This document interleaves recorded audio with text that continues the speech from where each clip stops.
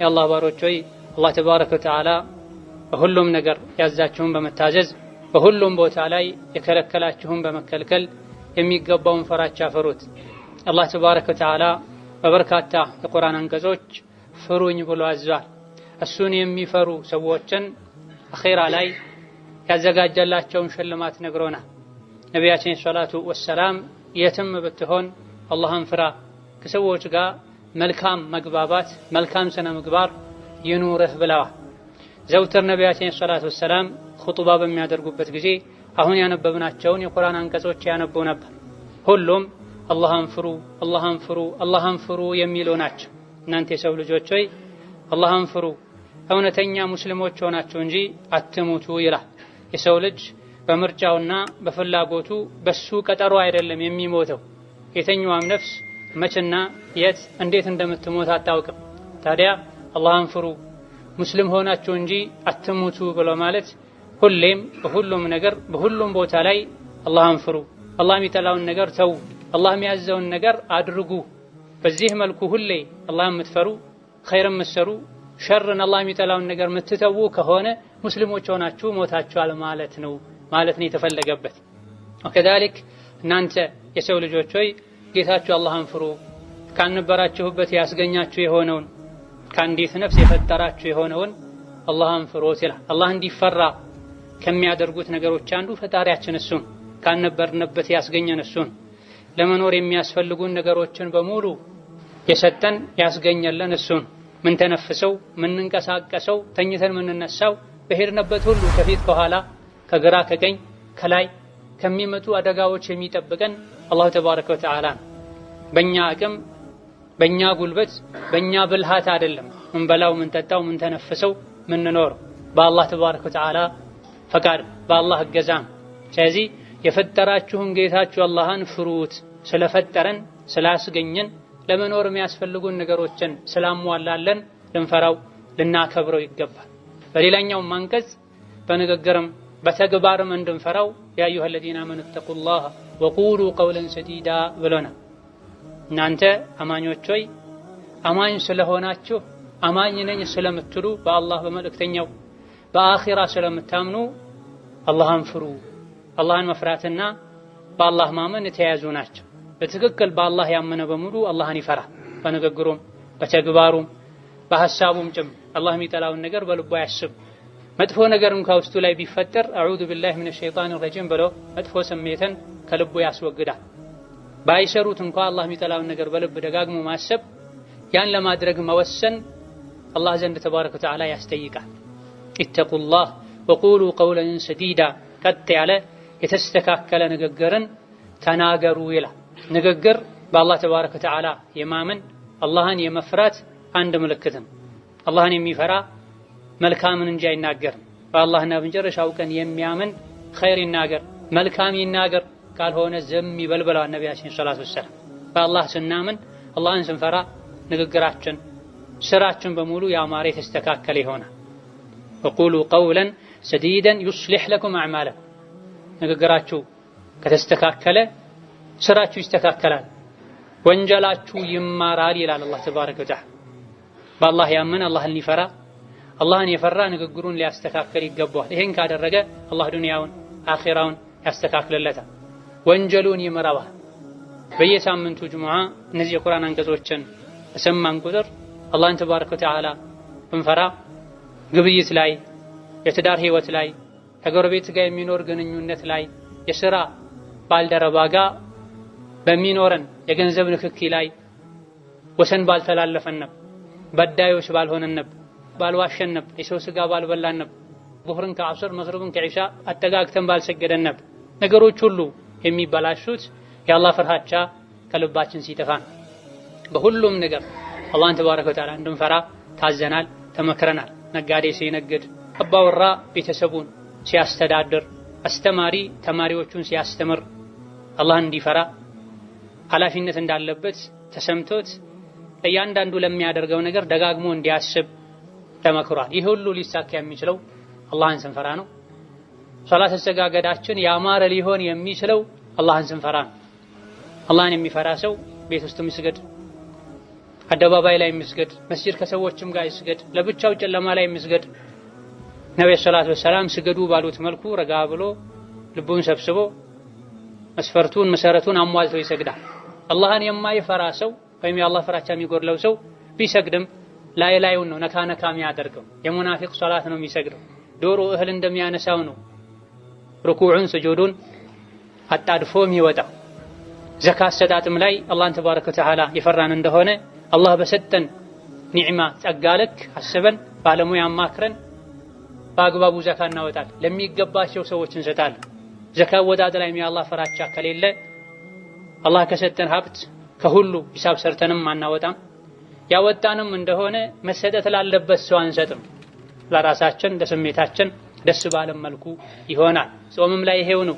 አላህን ያልፈራ ሰው ከሰዎች ተነጥሎ በልቶ ጾመኛ ነኝ ብሎ ማታ ገብቶ ከጾመኞች ጋር ሊያፈጥር ይችላል። አላህን ያልፈራ ሰው ጀናባ ላይ ሆኖ ያለ ውዱእ ሆኖ ሊሰግድ ይችላል። ስለዚህ አላህን መፍራት ስንተው ነገሮች ሁሉ ይበላሻሉ። አላህን ስንፈራ ነገሮች ሁሉ ይስተካከላሉ። ለዚህም ነው ዩስሊሕ ለኩም አዕማለኩም ወየግፊር ለኩም ዙኑበኩም የተባለው።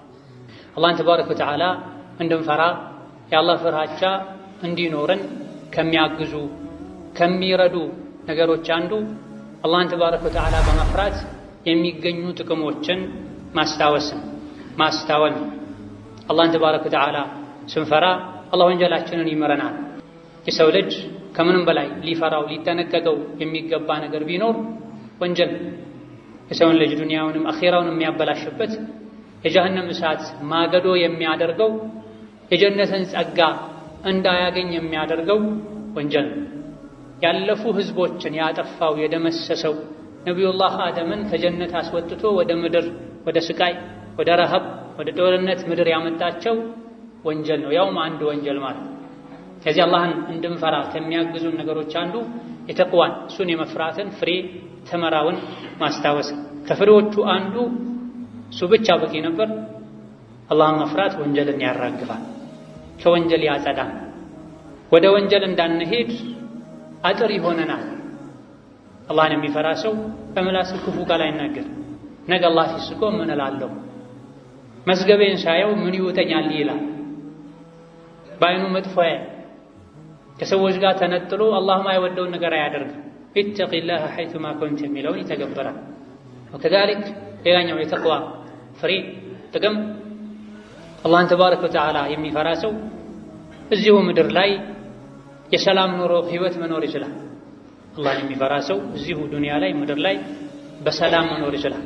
አላህን ስንፈራ ውስጣችን ይረጋጋል፣ አንጨናነቅ፣ አንፈራ። ምንጩን የማያውቀው ስጋት ፍርሃት ሁሌ የሚሰማው ደጋግሞ አላህ የሚያስቆጣ ሰው፣ መኖር የሚያስጠላው ራሱን ለማጥፋት ሁሉ የሚያስበው የሚሞክረው በቃኝ የሚለው አብዛኛውን ጊዜ ወንጀል ነው። አንዳንዴ በኢማን ድክመት ምክንያት ከአላህ በመራቅ ሸይጣን የሰው ልጆች እንዲሁ እንዲያዙ፣ እንዲተክዙ፣ እንዲፈሩ ሊያደርጋቸው ይችላል።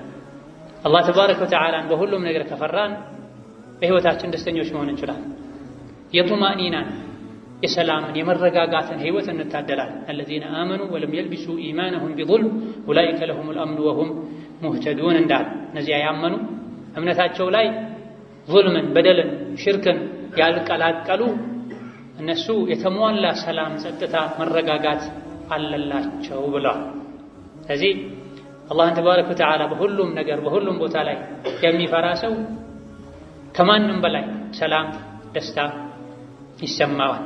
ወከዛሊክ የቂያም ቀንም ሲራጥን በሰላም ተሻግሮ በሰላም ጀነት መግባት የሚችለው ተቅዋው የተሟላ ሰው፣ ተቅዋ ያነሰው፣ ተቅዋ የጎደለው ሰው አላህን መፍራት ትቶ ስሜቱን የጋለበ እንደፈለገ የሆነ ሰው ነው የጀሃነም ኬላ ላይ የሚያዘው፣ አኼራ ላይ የሚቀጣው የሚሰቃየው እንጂ ሙተቂ የሆነ ሰው አላህ የሚፈራ ወንጀልን የሚጠነቀቅ ሰው አኼራ ላይ አይደነግጥም፣ አይሸበርም። ላ የስመዑነ ሐሲሰሃ ወሁም ፊማ ሽተሀት አንፉሱሁም ኻሊዱን እንደተባለ እዚህ ዱንያ ላይ አላህን ያልፈሩ አኼራ ላይ በጀሃነም እሳት ይቀቀላሉ። ፊታቸው ከንፈራቸው ይኮማተራል፣ ይገሸላለጣል። ከላይ ከታች ከፊት ከኋላ እሳት ይከባቸዋል። መውጣት በፈለጉ በሞከሩ ቁጥር መላኢካ በመዶሻ አናታቸውን የመታ ወደ ታች ይመልሳቸዋል የተባለው የአላህ ፍራቻ የጎደላቸው ሰዎች ናቸው። በሚገባ አላህን የፈሩ የጀሃነምን ድምጿንም አይሰሙ ነፍሳቸው በፈለገችው መልኩ በተድላ በሰላም ይኖራሉና ፈላህን፣ ሰላምን፣ ስኬትን፣ ምህረትን የፈለገን እንደሆነ በሁሉም ነገር በሁሉም ቦታ ላይ አላህን ልንፈራ ይገባል። አላህን መፍራት ቀላል ከባድ አይደለም። ምክንያቱም አላህን ተባረከ ወተዓላ መፍራት ማለት ሱሩ ያለውን መስራት ተው ያለውን መተው። አላህን ተባረከ ወተዓላ መፍራት ማለት አላህ ሱሩ ያለውን መስራት ተው ያለውን መተው። ተው ያለን ነገሮች በሙሉ የሚቻሉ ናቸው። ተው ያለን ነገሮች በሙሉ መተው የሚቻሉ ናቸው። በሰው አቅም መተው ማይቻለን ነገር አልከለከለም። ተው ያለን ነገሮች በሙሉ የሚጎዱ ናቸው። አላዋቂነታችን ነው የተከለከለውን ነገር የምናደርገው ለኛ መልካም የመሰለ። ያዘዘን ነገሮች በሙሉ በሰው አቅም የሚቻሉ ናቸው።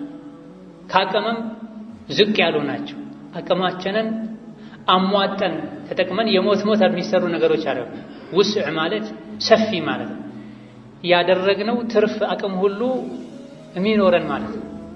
ላ ዩከልፉ ላሁ ነፍሰን ኢላ ውስዓሃ የሰውን ልጅ ነፍስ አላህ ከልኳ በላይ አያስገድዳትም ማለት ነው። ልክም ሆኖ ትርፍ ሰፊ ቦታም አለው ማለት ነው።